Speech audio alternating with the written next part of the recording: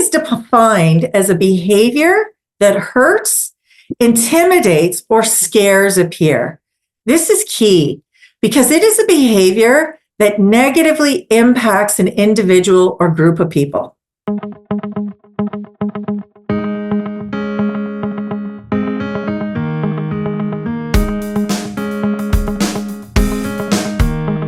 Welcome to the second episode of Season 2 of Aging Vibrantly, Conversations to Empower Seniors.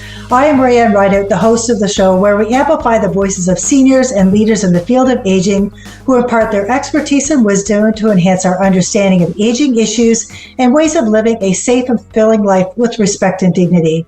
Today, I'm joined with my colleague and co-host, Pauline Luening, an active senior in the community and member of our Senior Advisory Committee. Pauline, I'm looking forward to our conversation today on an issue I know that both of us have been engaged with in the past, both provincially and regionally, and that is standing up against senior bullying. We're joined today by two special guests, Dr. Kirsten Madsen and Liza Franses, who I have had the privilege of working with alongside on a senior anti-bullying project in Ontario. So let me first introduce Dr. Kirsten Madsen. She's a faculty member at Sheridan College. She received her PhD in developmental psychology from the University of Sheffield in England, where she focused her graduate work on anti-bullying. Currently, her focus is bullying against older adults and is a principal investigator on seniors anti-bullying research in Ontario. Dr. Madsen conducts research and training for frontline staff in the areas of bullying, aggression, age differences, gender differences, and program development and ethics. Alongside Kirsten, we're joined by Liza Franses, who is a project manager of the Senior Bullying Toolkit work at Sheridan College. She's worked with diverse older adults and communities in GTA, the Greater Toronto area, including a long-term care and multicultural seniors active living center. She's very passionate about advocating on behalf of older adults to ensure that they are consulted and engaged in matters that help them stay independent in their homes and engaged in their communities. So welcome both of you and Pauline to our podcast today. Okay. It's awesome that we have this opportunity to talk about senior bullying, which I know you both have invested much of your time and effort in working towards preventing the bullying, but also making sure that seniors of all ages live vibrantly and safely in our communities, where everyone is treated with kindness. And Kirsten, I think you coined the term kindness is contagious. We'll go into that a little bit later, but maybe before we begin, maybe we can clarify for people around senior bullying and move into the conversation about empowering older adults and people who care about them and equipping our listeners with a better understanding of bullying and behaviors and then what they can do to take action against it. So Pauline, maybe you can lead us into the conversation today. Great. Thank you, Raeann. The bullying is an experience or topic that's not unfamiliar to most people. However, senior to senior bullying can be quite nuanced. Kirsten, can you tell us, please, what older adult bullying is and explain how it's different from elder abuse? And then there's a second part to the question after you're done with this part. This is a two-part question. First, I'll define bullying between older adults and address how it differs developmentally from other age groups. And then I will address how it differs from elder abuse and criminal activity. So to begin with, the definition of bullying. So for the purposes of the Seniors Anti-Bullying Project, bullying is defined as a behavior that hurts, intimidates, or scares a peer. This is key because it is a behavior that negatively impacts an individual or group of people. Another thing that's really important, especially from a definitional perspective for older adults, is that it's done consciously or unconsciously. Because oftentimes older adults may not be aware that the behavior that they're engaging in is actually bullying behavior or is being perceived as bullying. Throughout their lives, these people have learned that certain types of behavioral strategies work to get what they want or how to respond in a situation that they don't like. So this is in part the reason why we never use labels such as a bully or a victim, because the focus is on the behavior and not on placing blame. Mm. Another really important thing is group cultural differences, because some behaviors are perceived as bullying by one person, but they're not intended as being aggressive.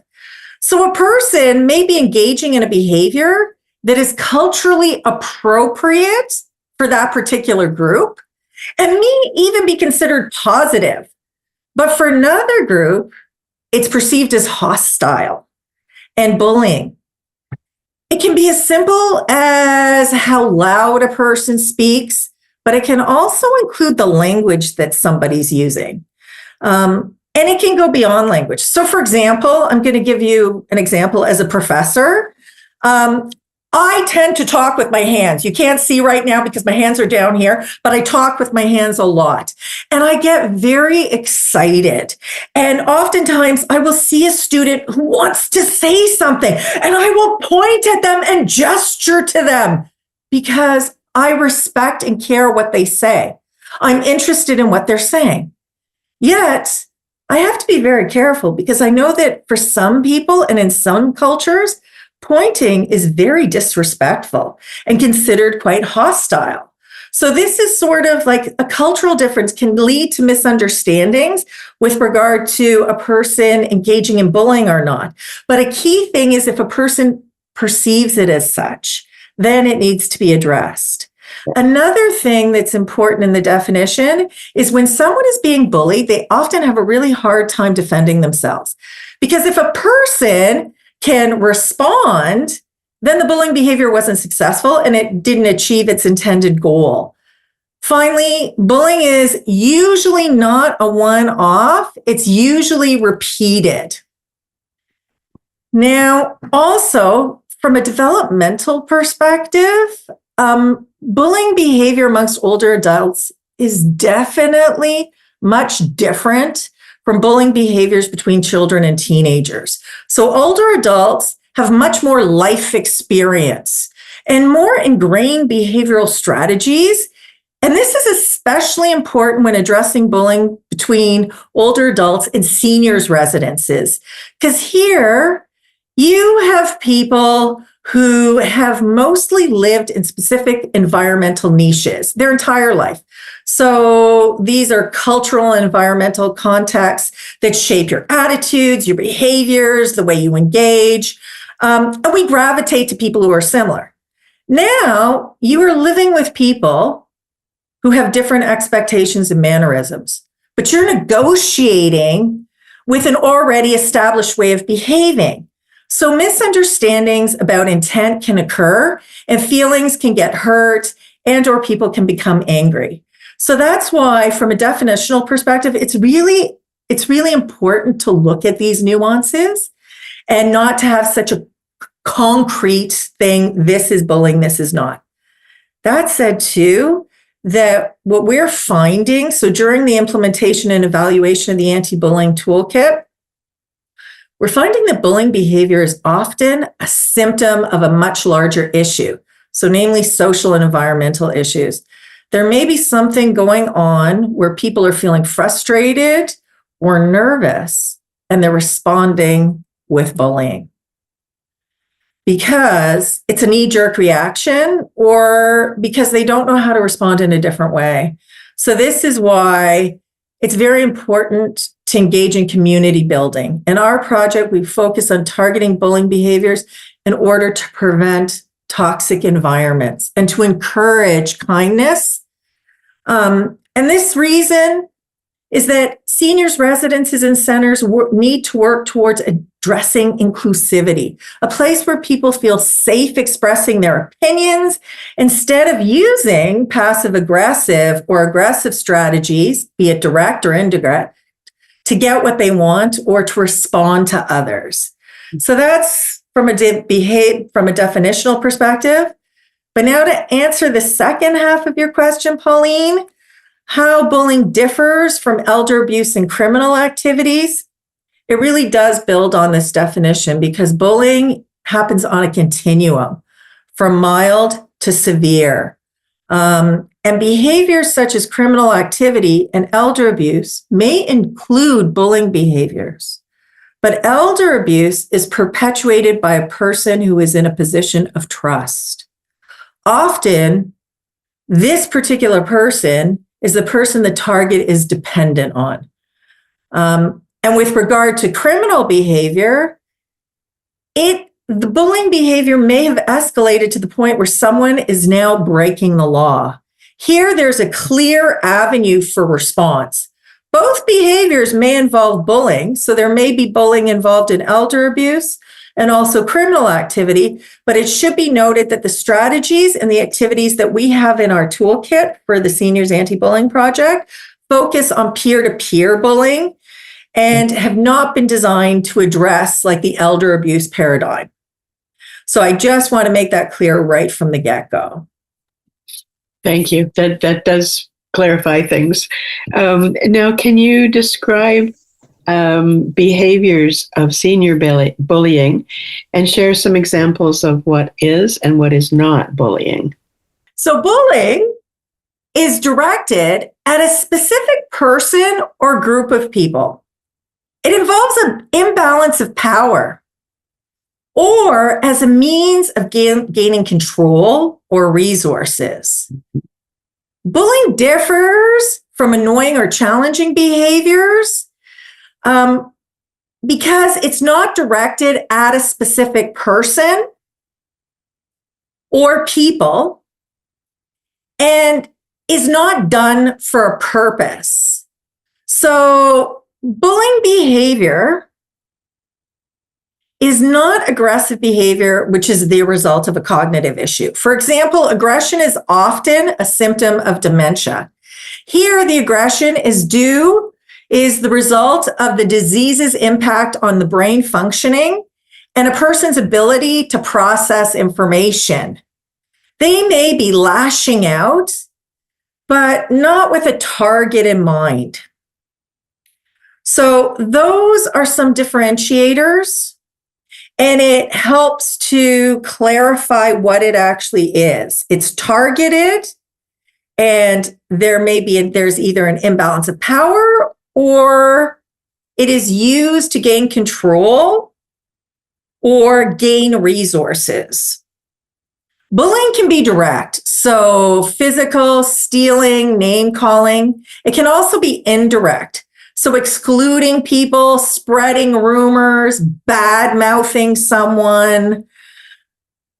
Different types of bullying include physical, so that could be to the person or to their property, but also verbal, name-calling, relational, so excluding somebody and when getting other people involved and excluding somebody and ostracizing them. It can also be rational bullying. And rational bullying is this idea that rather than directly insulting somebody, you insult their work or something they've created in order to hurt you.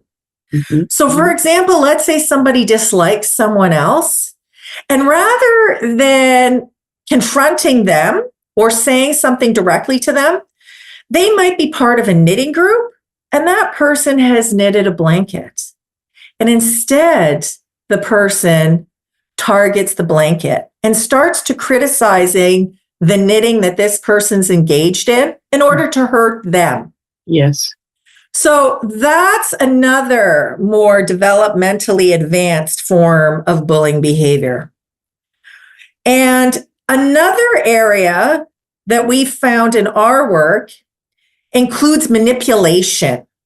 So bullying someone into doing something that the person wants by using guilt tactics. So again, this also shows the different nuances in bullying with older adults compared to other age groups as well. So you see it on a developmental spectrum.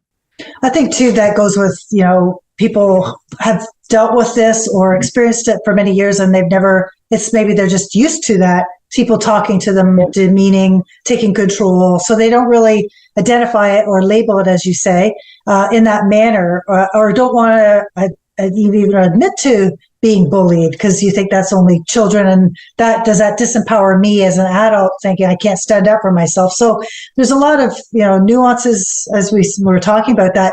Maybe you could go, Kirsten, back a little bit to the driving force around like where this research in Ontario, like you've been that driver around in Ontario around anti-bullying research. So maybe about how that work got started around the scope of the problem and the development of that toolkit.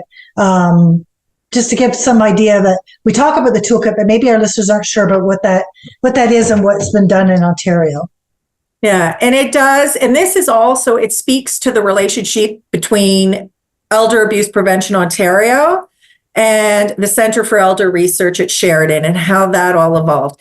Because the project really began in 2016 when Elder Abuse Prevention Ontario approached the Centre for Elder Research at Sheridan with growing concerns about instances of senior to senior bullying in the province. So it was actually Pat Spadafora who was approached because there needed to be some effective responses, but there weren't any that were out there. In fact, there was a lack of evidence-based data to guide an effective response at all. So Pat Spadafora, who's the founder and the former director of the Centre for Elder Research, approached me. And she reached out because she knew that my background was in the area of bullying. In fact, I'd done my graduate work with the first English-speaking anti-bullying project that was led by Professor Peter Smith in Sheffield. So it had gone on I'd done a lot of work in the area. And that said, when she approached me, it was really, really clear that we couldn't simply just take what we know about targeting bullying with other groups and apply it to bullying between older adults. It wasn't going to work. Even if we applied the developmental theory to it, we really needed to have more information. Because first of all, we had anecdotal knowledge about bullying between older adults in Ontario, but no data to back it up.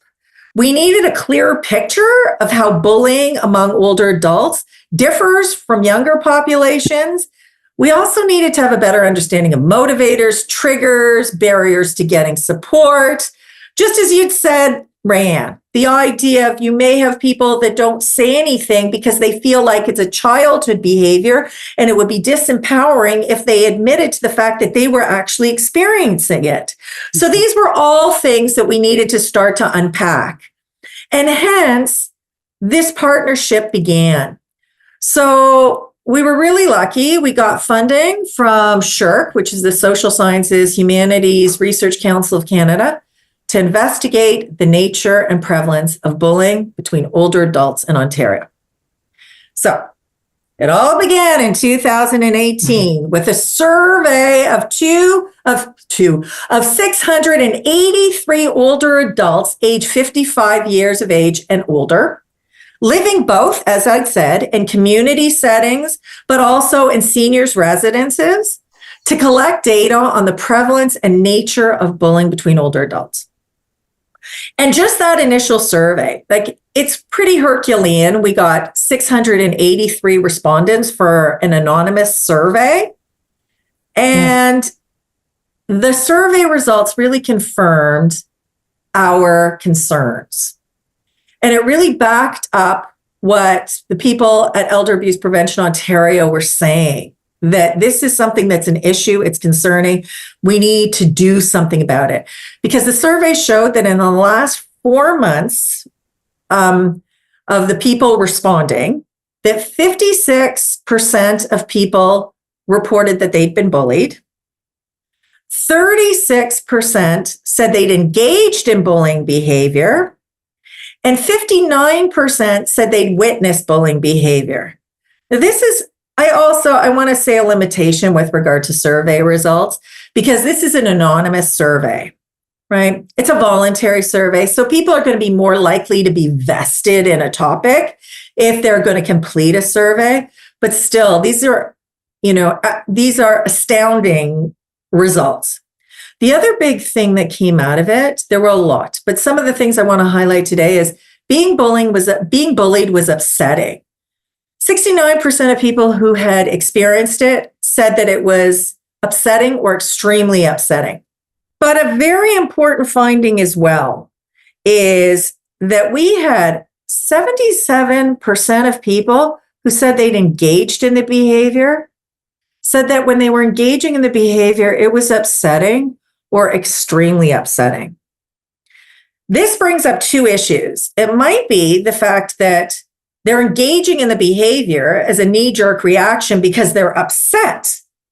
So that's why they're engaging it. So it's also important for people to understand alternative methods of dealing with these type of of experiencing these type of behaviors where you feel frustrated and you lash out.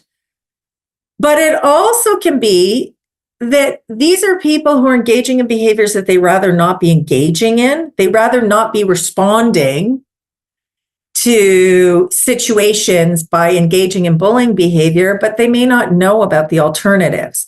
So this was all got us really thinking that how important we needed to actually do something. And the other big thing that came out was the witnesses. So it's really clear that if you don't speak out against bullying, all the other projects will say the same thing, that by not speaking out or standing up to it, you're condoning it. But we wanted to have a better understanding of, within this population, what their experiences were. And 44% of people said when they saw it, they were angry. But 18% who saw it said they were worried that it would happen to them.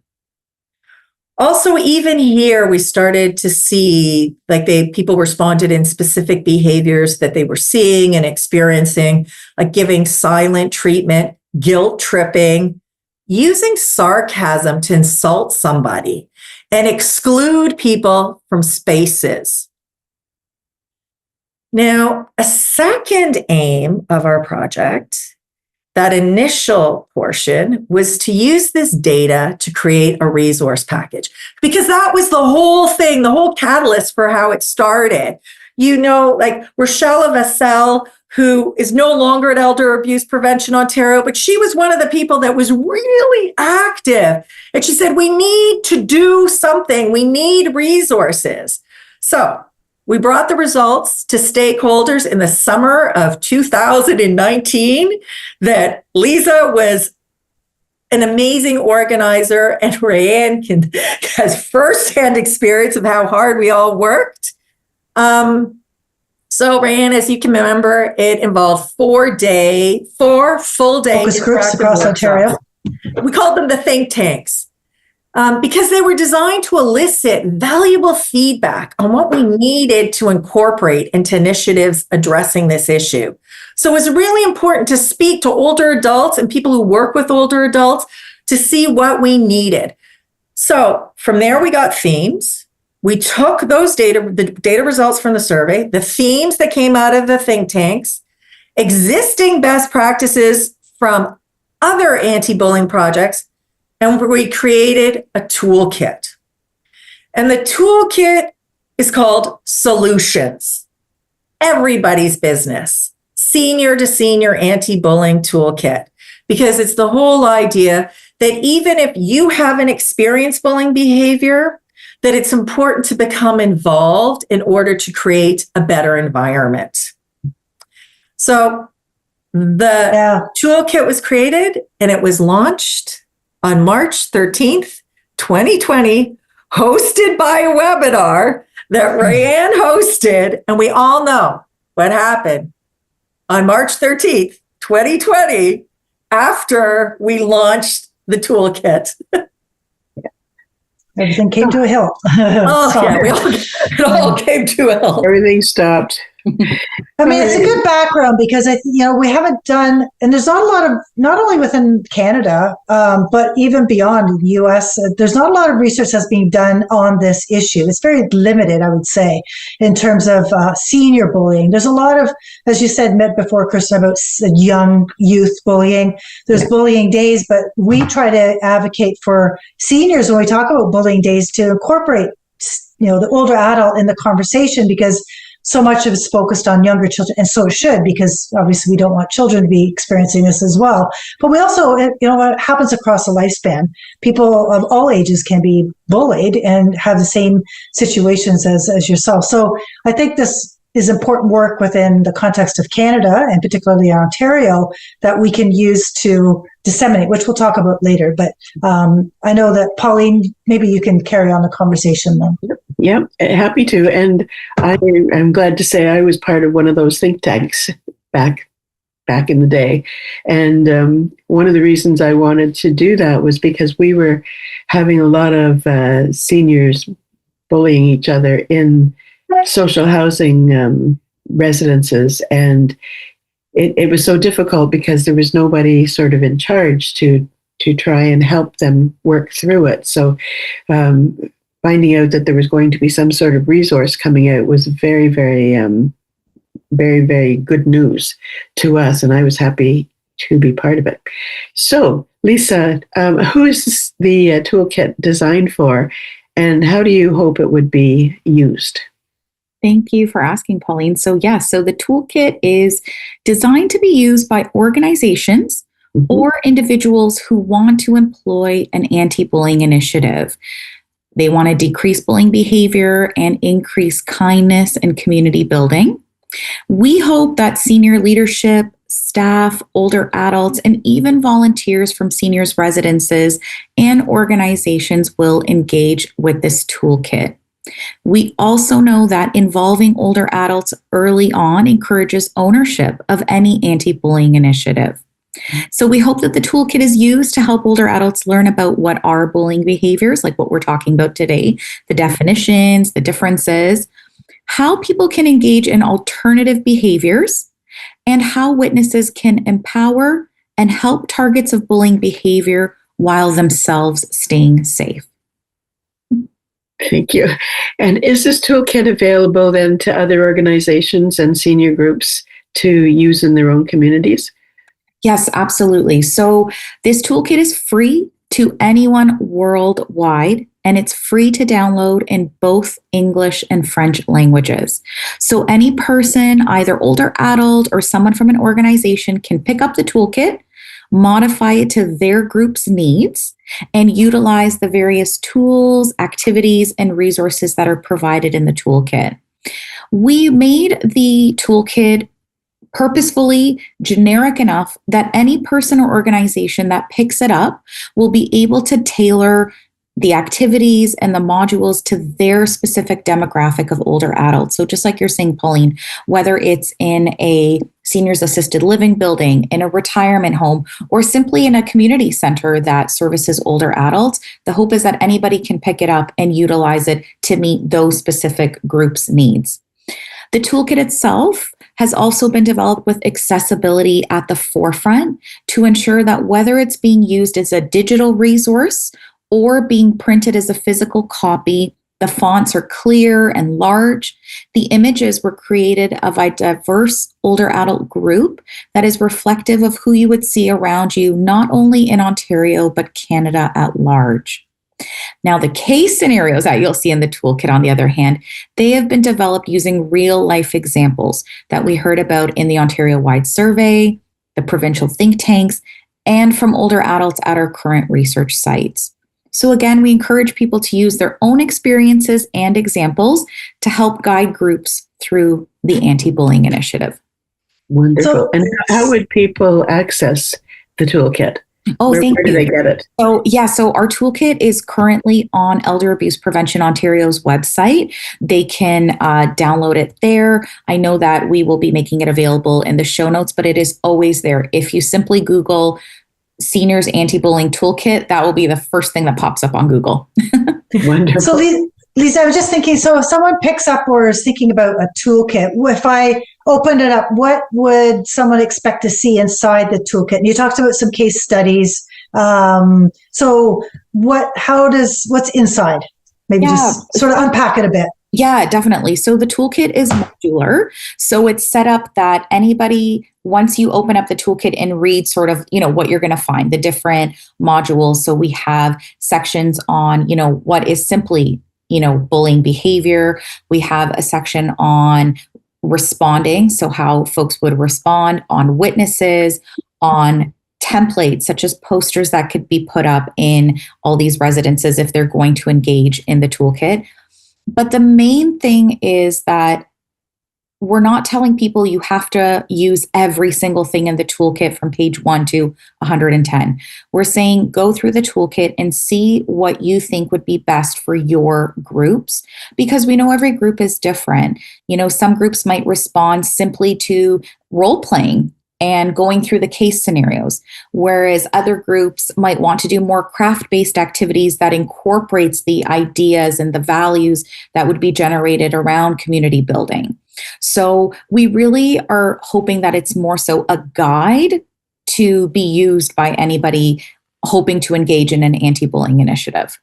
Great, thank you. That I think will help our listeners understand sort of maybe to, what they're going to expect when they do sort of download the kit or have access to it, and how it really can be applicable for those, especially those who are organizing events for seniors when they don't know what something happened and they don't know what to respond to, maybe help prevent it from happening the next time. And there's so many initiatives that, at recreation centers or anywhere that seniors, reside, that people can use this tool to help them and learn how to develop policies. So many places don't have any policies. I remember years ago going to a small rural community and they didn't have anything. Just had like a piece of paper on the Post-it note saying, basically be nice to each other. And because they didn't know how to write the policy, but they were tired of it and happening to older people, and they wanted to be proactive so people didn't feel they felt comfortable and safe coming to the center to enjoy the activities that other people do. So I thank you for doing that, the tool, because I think it's very helpful. Kirsten, have you made any adaptations for the future to modify the kit to make it further accessible to other community groups or organizations? Yes, so I'll go on about how we've evolved and how that's evolved. Also, I want to speak to a point that you brought up, Raeann, that was really, really important, the idea of, policies and procedures. So building on what Liza said, within the toolkit, there are, each section talks about aims of, responding to bullying from the position of somebody seeing it, aims for promoting alternative behaviors to dealing with conflict, but also specific guidelines to how to create a policy and procedure. Because what's really important, so these very practical aspects of the toolkit, how to, it's really set up so that somebody who is creating a workshop on a topic can take the toolkit, look at it, see an introduction, see what the aims are, and then be provided with different activities and strategies that they can work through, which is really, really important. But we've learned a lot and we're really growing. So even to make it more accessible, all those things have continued. So like I said, we launched the project March 13th, 2020. And as I said, we all knew what happened. But that said, we didn't just stop. We found out that on March 13th, 2020, as we walked out of the webinar, that we got funding to evaluate, to implement and evaluate the toolkit so that we could see, does it actually work? And how can it grow? But while we were on hold, we weren't just waiting around. So in fact, Elder Abuse Prevention Ontario funded the translation of the toolkit into French to make it more accessible throughout Canada. So that occurred. And then in autumn of 2022, we got the go-ahead to start the next portion of the project. And in the spring of 2023, we started in our first site. So since then, we've worked with 7 sites. So when I'm talking about how we've improved and built upon it, this isn't done in isolation. This was done by working with 7 implementation sites to implement and evaluate the tool. And so important from this work is what we learned by working with residences and staff at each site. They've been so generous. So we've been building on and improving the strategies that are in the toolkit. So the toolkit in its current incarnation is that was posted in 2020.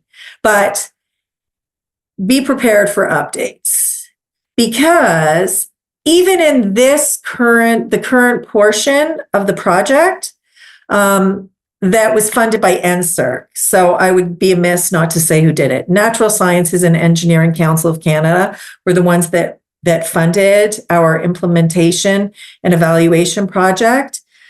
And this portion of the project, we have an additional partner.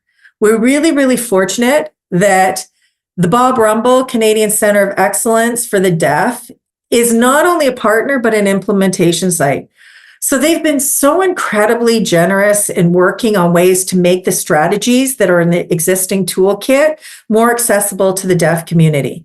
And in fact, we'll be working on developing video clips designed for deaf older adults to accompany the toolkit in an updated version, which will really, bring in so many more people who wouldn't necessarily have access to this information. Mm-hmm. And the implementation and evaluation portion of the project is going to end on December 31st, 2025. So we're really under the gun. So Liza and I and our entire research team have been working incredibly hard to stay on task and to get the job done. Because in 2026, we'll be working on updating the toolkit and making the video clips and making them available. It's all going to be available through Elder Abuse Ontario, the Bob Rumble Canadian Centre of Excellence for the Deaf, and the Centre for Elder Research at Sheridan College, their websites. So this is going to be available, these updates. What we're going to be doing in 2026 is taking everything that we've learned and enhancing the toolkit, so that it's really, so that there's more in there based on what we've learned. Because amongst other things, this updated version is going to include strategies on active listening and working on ways to understand differences in the way people communicate in order to foster communities of kindness, where people are better able to communicate assertively and respect that everyone has rights. Because this whole idea of, going back to the idea of the policy and procedure, that's important. That, organizations take a stand against bullying behavior, mm-hmm. and promoting kindness in their environment and having avenues for reporting.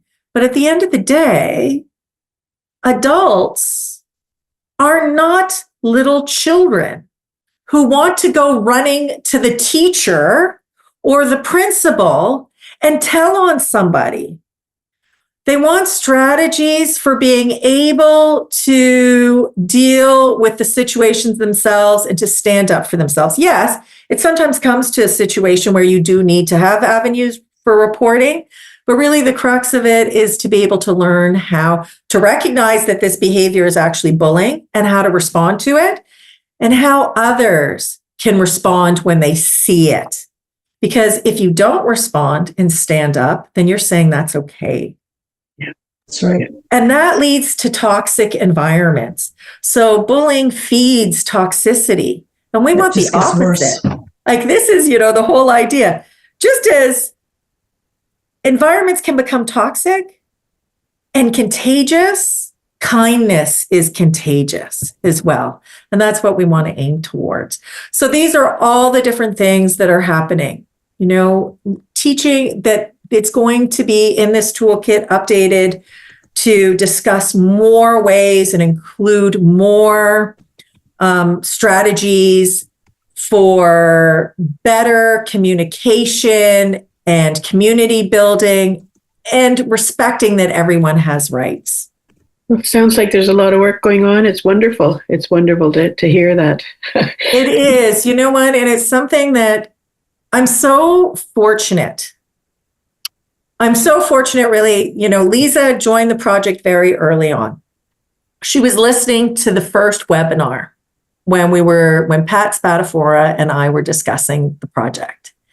And she sent in an email saying that she was very much interested in working on the project. And we snapped her up pretty quickly. And she's done so much work. And since then, there's also been so many incredible people who have been so energetic and so passionate about the issue. It's been wonderful. And everybody steps up to the plate. Just as I'd said, you know, Raeann, she was so in the thick of it with regard to the think tanks and organizing the one that was in Peterborough. But without, you know, the whole idea that without all these people, there wouldn't be anything happening. But this also shows that caring and addressing issues is also contagious. That's right. So having said that, Liza, can you tell us about some success stories that you've heard of or seen with respect to the strategies provided in the toolkit? For sure. And, you know, Kirsten alluded to it at the beginning a little bit, but there have been tons of those aha moments, right? So throughout the evaluation of the toolkit that we have seen in these evaluation sessions over, you know, the 7 sites. So from something as simple, and we see it, you know, we're at the front of the room, we're chatting, and we see people sitting in an anti-bullying session and recognizing, oh, that's me, I do that. I might be engaging in bullying behavior, but then coming up to our facilitators and our research assistants after and telling our team they don't want to do that going forward and how they are committed to learning alternatives to bullying behavior and that they're going to come back to the next sessions and they're going to spread the word and share that with others that are living there or visiting the centers. So that's been wonderful to see. One of the biggest commonalities that we've seen across all research sites is that older adults are learning about their differences in communication and how that can sometimes lead to misunderstandings and situations being perceived in a way that is not intended, right? Yeah. Like Kirsten was giving the example of the pointing or, you know, speaking assertively, but it not being taken that way. It might be taken, unfortunately, in an aggressive way. But on the flip side, another huge commonality in all sites is that people really want to live well together. And live well together is a term that we're borrowing from our colleagues at Sherbrooke University. And older adults just want to build and strengthen their communities. So we've seen it across all the sites. Older adults of all genders, ages, cultural backgrounds, they want to continue living robust and meaningful lives. And they want to genuinely connect with others, be it older adults in their communities or in their residences. They're wanting to age vibrantly. Absolutely. That's right. Yeah, definitely.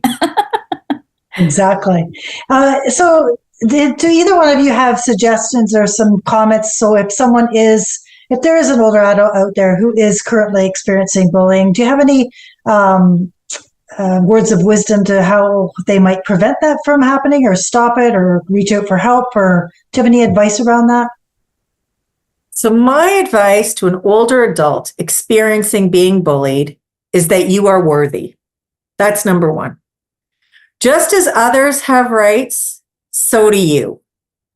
And your knowledge and experiences are important, and your contributions to current environments need to be valued. So for these people, there's not I can't give a very quick response to learning how to communicate assertively.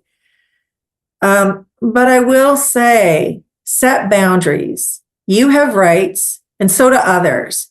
If you feel you are being bullied, speak up in an assertive way. So to do this, check to make sure you're calm, because sometimes you need to walk away.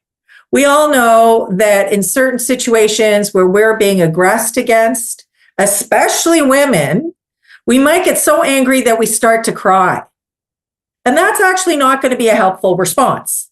So sometimes you need to walk away, to think about it, and address the situation at a later date. But do address it, because if you let it go, it will fester. And be clear in what you're saying. So you're really not muttering or dealing with the situation in a manipulative manner or in a passive aggressive way, but instead being really clear, using I statements and just being being confident in how you're responding, because you do have rights and you are worthy. So that would be my recommendation to somebody who's actually experiencing it.